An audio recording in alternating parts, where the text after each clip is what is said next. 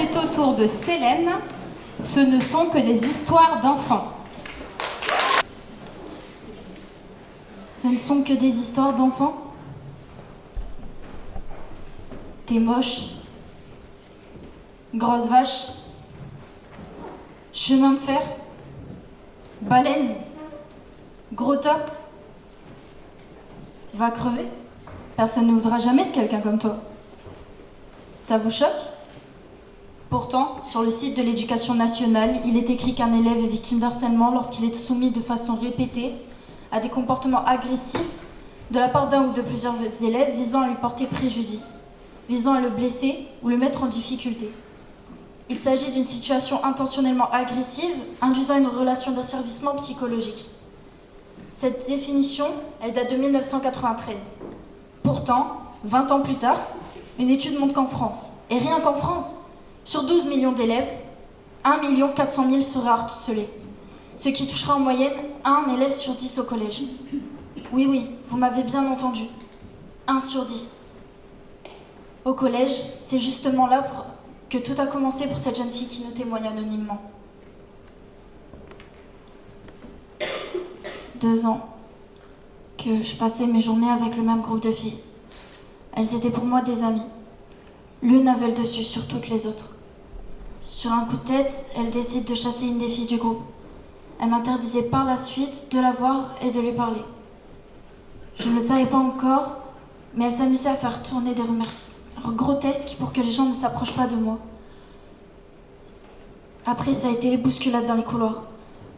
Lorsque je tombais dans les escaliers, les gens rigolaient. C'était très difficile pour moi. Après s'être mutilée à plusieurs reprises, et sans que personne ne s'aperçoive de quoi que ce soit, la jeune fille a fait une tentative de suicide. Mais elle déclare « Le harcèlement laisse toujours des traces. J'ai aujourd'hui une peur bleue du regard des gens. Je suis incapable de me lever devant la classe et de prendre la parole. Incapable de regarder quelqu'un plus de 30 secondes dans les yeux. » On se rend même pas compte à quel point le harcèlement peut avoir des conséquences graves. Très graves. On a tendance à se dire que ce n'est pas grand-chose. On ne peut rien faire contre le phénomène de groupe. Ce n'est pas à l'école de régler ça, mais c'est aux parents. Ce ne sont que des histoires d'enfants. Il vaut mieux ne rien faire au risque d'aggraver les choses. Le harcèlement, c'est un mot trop fort pour désigner les moqueries. La Convention des droits de l'enfant nous dit que les États parties prennent toutes les mesures appropriées à ce que la discipline de l'enfant soit appliquée d'une manière compatible avec la dignité de l'enfant en tant qu'être humain. Mais si l'enfant se fait harceler, comment peut-il épanouir sa personnalité et ses aptitudes, qu'elles soient physiques ou mentales, comme nous dit l'article 29.1a? Est-ce que ce ne sont vraiment que des histoires d'enfants? N'est-ce pas à l'adulte de permettre à l'enfant de grandir et de s'épanouir dans un univers serein? Pour Laurent, le harcèlement ne s'apparente pas que aux moqueries. En 4e, il prend conscience de son homosexualité et approuve une certaine attirance envers un autre garçon. Il en parle à une amie soi-disant proche qui n'hésite pas à diffuser l'information. Quelques jours plus tard commencent les agressions physiques et verbales. Je me faisais choper par les couilles dans les couloirs au prétexte de savoir si j'en avais. J'étais suivie dans la rue avec des phrases obscènes. C'était plus un rejet de toute différence que de l'homophobie. Je ne sortais plus les récréations et mes résultats se sont effondrés. Laurent ne pouvait pas parler à ses parents qui ignoraient son homosexualité. Les profs étaient d'un laxisme ahurissant. J'en veux beaucoup encore enseignant. Mais ce ne sont que des histoires d'enfants. Il vaut mieux ne rien faire au risque d'aggraver les choses. Pourtant, si on se réfère à l'article 12 de la Déclaration universelle des droits de l'homme, nul ne sera objet d'immixtion arbitraire dans sa vie privée, sa famille, son domicile ou sa correspondance, ni d'atteinte à son honneur et sa réputation. Toute personne a le droit à la protection de la loi contre telle immixtion ou telle atteinte. Alors l'éducation nationale n'est-elle pas justement là pour faire respecter la loi au sein de l'école? Quand prendra-t-elle conscience de la nécessité de former ces équipes, les CPE, les professeurs et les professionnels de la direction, afin de préserver les élèves au harcèlement. Madame la Première ministre, vous nous avez annoncé hier faire de la lutte contre le harcèlement une priorité. Encore une annonce. À quand les faits?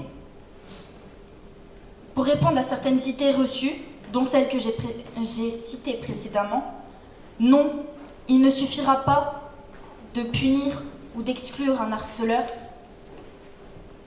Non, ce n'est pas que à l'école ou que aux parents de régler cette histoire, mais à tout l'entourage de l'harcelé. Oui, on peut faire quelque chose contre le phénomène de groupe. Non, le harcèlement ne s'arrêtera pas, ne sera pas oublié lorsqu'il s'arrêtera. On en cachera toujours des plaies béantes à côté de quelques cicatrices. Non, ce n'est pas à la victime de changer d'établissement, mais à l'harceleur. Et oui, et non, les harcelés ne provoquent jamais le harcèlement. La Convention internationale des droits de l'enfant nous dit que chaque enfant a le droit à une éducation et à un développement optimal. Le harcèlement scolaire peut affecter la santé, qu'elle soit physique ou mentale,